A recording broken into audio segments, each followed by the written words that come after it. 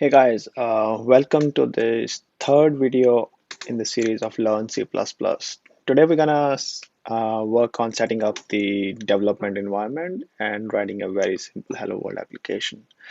So I'm gonna write a very simple program, but at the same time try to uh, help you understand that what's going on and how a simple Hello World string that's output to a console works. So in case I miss anything, just feel free to add in the comment, and I will try to like add more details in any upcoming videos or in the comment sections if possible. So let's just get started. So first of all, installation. If you are on Mac, you just install Xcode from the App Store. That's sufficient to install the compilers and all the build tools that we'll need. And if you're on Linux, and this command is particularly for Ubuntu, so you can just execute this command sudo apt install build essentials. That will install G++, GCC, I mean the whole build toolchain, make, and all the essential libraries that we will need. And if you're on Windows, I will recommend installing Visual Studio. And if you already have a license for it, so professional is always the best. But if you don't, just install the Visual Studio Express, and that will give you all the build tools that you'll need on Windows environment to work. And this also gives you an ID, so you can feel free to use Visual Studio as IDE. I'll be using VS Code because my go-to IDE. It's a platform independent. It works on any platform, so I will highly recommend using VS Code. Just install VS Code. I'm not going to cover how to install VS Code and how to configure it because there are like plenty of documentation online by Microsoft and by other bloggers as how to set it up so that you can debug in VS Code. But in case you still feel that you need some help on that one, just add into the comments and I will reply it there. So the agenda for today's video is going to be like we're going to install a compiler, a little bit of the VS Code introduction, then we're going to write a Hello World application, and then we're going to dissect the code, understand each and every aspect of the code, a simple Hello World program. So let's get started. This is a VS Code. I already installed it, but the way you can run it is that so I am in this directory where I'm gonna save all my code. You can just start code with a dot. I'm on Mac, and then it will start a Visual Studio on a VS Code in the current directory, and you will end up like this. And then we can add a new file where we're gonna write a Hello World program. We're gonna name it Hello World.cpp.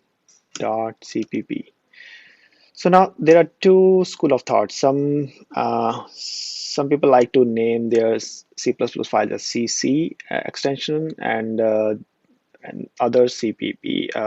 So I go back and forth, but I like to name them as CC. It's just my personal preference, but you can go with CPP, which is more standard in the industry. So you have this file now. So now the very first question is that how does my when I convert it into binary, how will it get executed? So what happens is that when a binary is executed, it looks for an entry point in the binary, and the entry point is defined by the main function. I'm gonna talk in much more details what functions are, how to write one, and what are the arguments, etc. But for now, I'm just keep in mind that we have concept of functions, and it can act as entry point to some logic.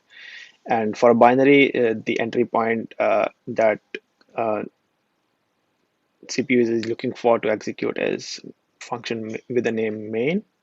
So that's how it looks like. Int main in argc.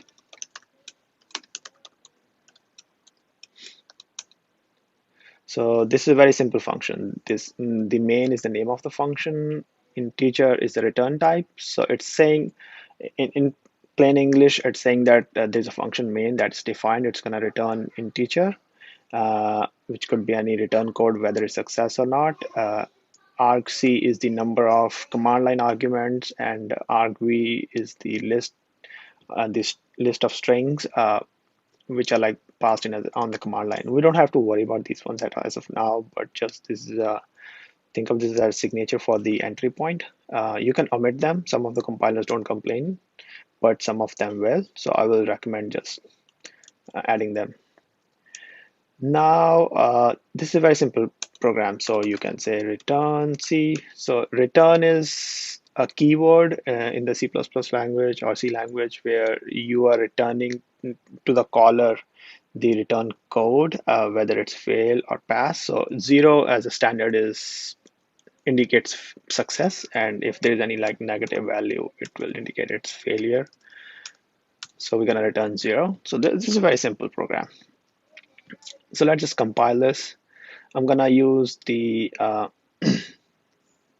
terminal window here to compile it.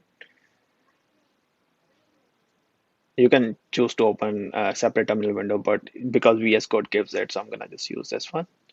So we see that we have a file hello world.cpp, and the way I'm gonna compile is G++.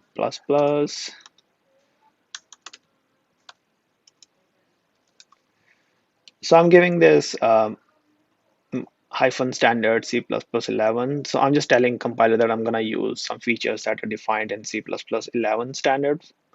Uh, your compiler might just add it automatically, but here it was giving me some issues, so I added it explicitly. And then give the name of the file. Okay, so it compiled successfully. What we got here is a file called a.out. By default, the compiler will generate a binary with the name a.out, but you can choose to override it and specify the output file. You can say -o hello. It will create a binary with that name hello. And if you execute it, it executes fine. But it's not doing anything because we haven't written any logic in our function main. Let's make it do something useful. In this case, we're gonna just print a hello world string on the console. For this, we need to include the header file where it is that function to print on the console is defined. So it's iostream. And then we're gonna call this function cout that's gonna print the hello world on the console.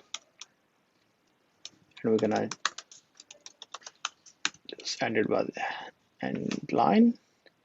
Let's compile this.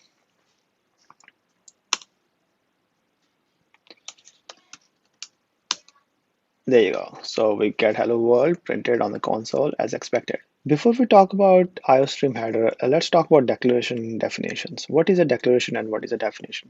Declaration is something where you will kind of declare that you're going to define this function, or you're creating this, you're gonna define this function and or a variable. And definition is where you actually define that function. For example, if I have some function named myfunc, I can declare it as like myfunc. So this function is just some sort of indication to the compiler that I'm gonna define that function somewhere, and the linking phase just find a definition for that function and link that function. And I can choose to define that function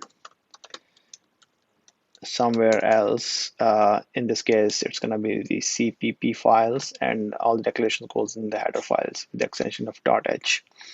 So in this case, we included the iostream header, which declares cout statement, and we are calling it. Now, what happens is that when you compile this code, it make sure that that declaration is there in the header file, and then finally when the linker is invoked, it will find a definition for that function. In this case, it's finding it from the standard C++ library, and then it will link it against your program, and then finally an executable is created. So when you're running that executable, you are invoking that definition, which is defined somewhere in the library for standard C++, and this is how it works. So this was pretty much it for the Hello World application. We're gonna dive deep into what the variables are, what functions are, and how to create classes and everything in the coming session.